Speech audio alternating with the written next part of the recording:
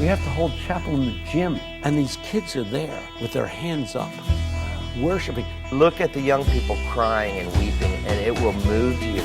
The music determined the theology rather than the theology determining the music. If you don't know where you came from, you don't know where you're going. That's right.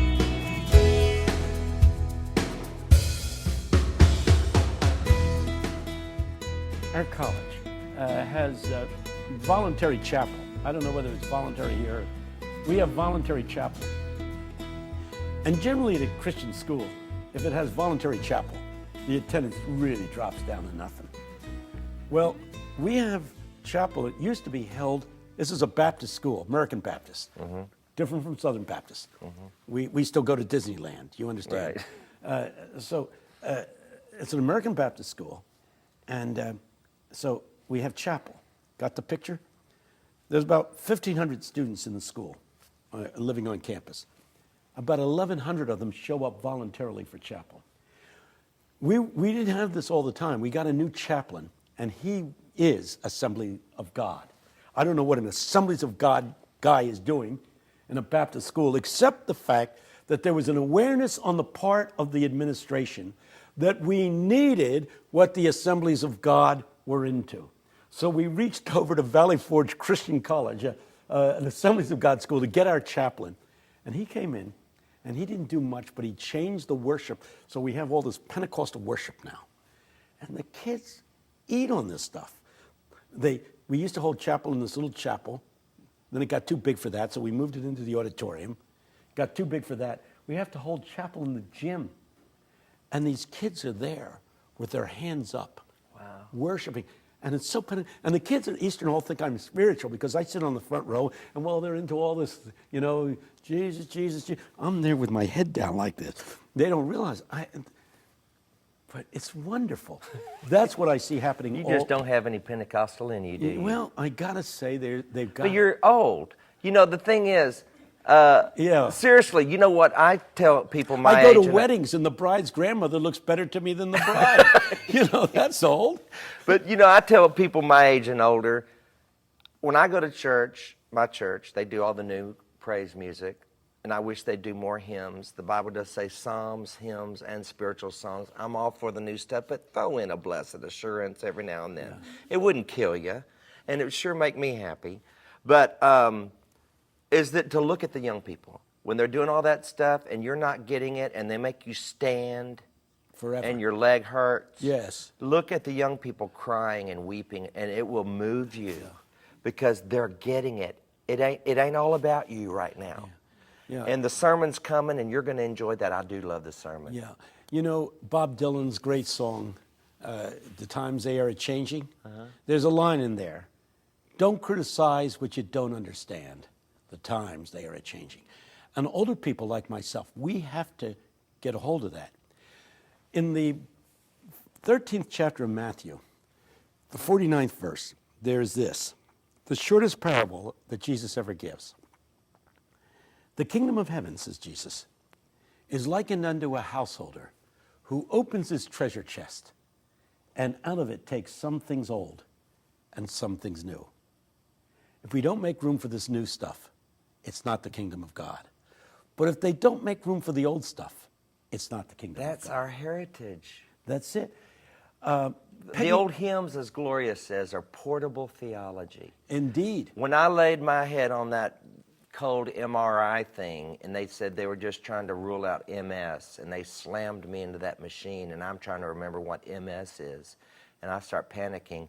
It was the scriptures and the hymns that got me through that time. When she said theology, portable theology, the reality of that cannot be underestimated. There's the great Council of Nicaea, which most theologians would say was the defining moment of the church.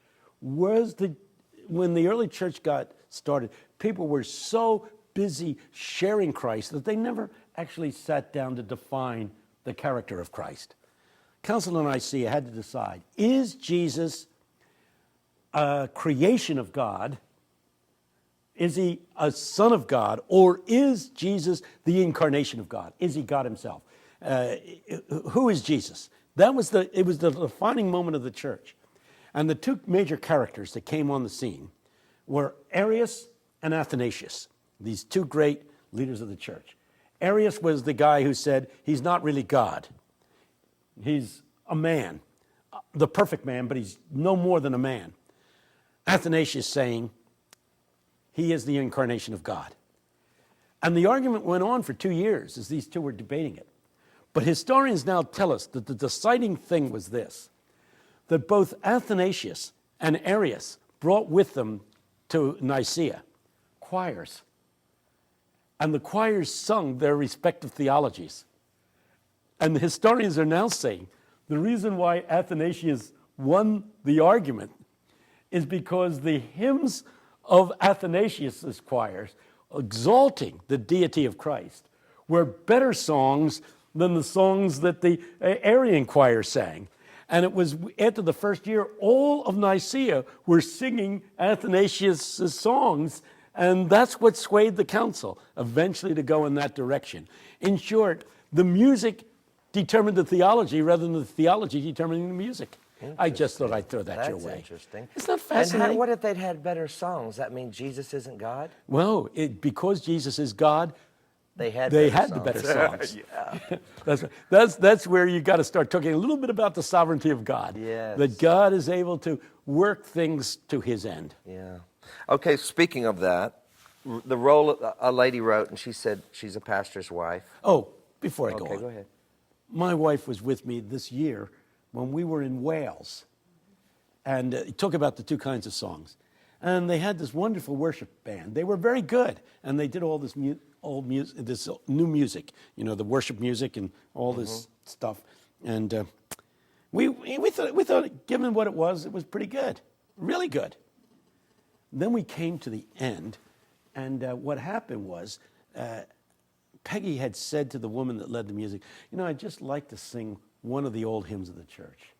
And so she got up, and I forgot what the song was, but it was this incredible old hymn that every Welshman knew, and they rose to their feet, and the place vibrated in 4-part harmony, and the place was packed.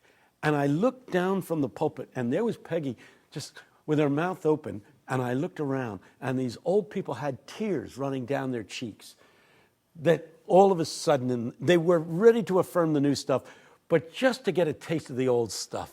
Yes. Oh, man, it warmed their hearts, brought tears to their eyes, and you thought... And this stuff they're singing today, one day when they're old, will be the old stuff. That's right. So while we're old, let us have an old stuff here and there, and remind.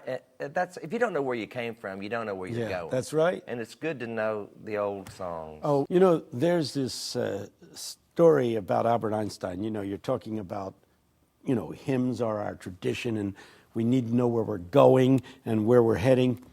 Albert Einstein once took a train ride from Princeton, New Jersey, north. I'm not sure where he was going. The conductor came by, and he couldn't find his ticket. And the conductor said, don't worry about it. I know who you are. Dr. Einstein, I know who you are. Forget the ticket. Went on about his business. About 20 minutes later, the conductor comes back, and Einstein is still, you know, going in his pockets, going through his briefcase, trying to find his... He said, Dr. Einstein, I told you, I know who you are. And he said, Einstein stood. And he said, I know who I am. I want to know where I'm going. Yeah. In a real sense, we have to know where we've come from, where we are, and where we're going.